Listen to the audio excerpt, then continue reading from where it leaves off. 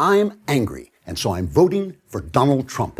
I'm angry about illegal immigration, and so I'm voting for Donald Trump because he said he would build a huge wall to keep out just the sort of undocumented workers he hired to clear the ground for Trump Tower in New York City, and because he said he'd force all the illegals to leave the country and then let them all back in, and he said he'd limit the number of skilled workers that can come here, and then he said he wouldn't do that, and then he secretly told the New York Times he didn't mean any of it, so I don't really know what the hell he's saying, but I'm angry, so I'm voting for him. I'm angry about Islamic terrorism, so I am voting for Donald Trump because he said he'd register all Muslim Americans in a database so he could track them, and that he'd not only torture terrorists, but kill their wives and children. And even if that was against the law, he'd order the military to do it, and they'd have to, because he would be the president, and they'd have to do what he said, because this is America, where the president doesn't have to obey the law and can do whatever he wants. And he'll build up the military without it costing anything, and okay, none of that makes any sense, but it doesn't matter, because I'm angry, so I'm voting for him.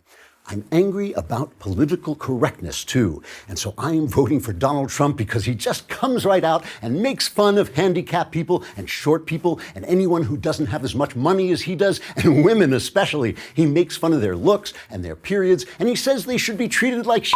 And I just think actually, that's not exactly politically incorrect. That's more like evil, really. But I'm angry, so I'm voting for him. And I'm angry about free trade for some reason, and about people making stuff cheaper overseas so it costs less here and I can afford it.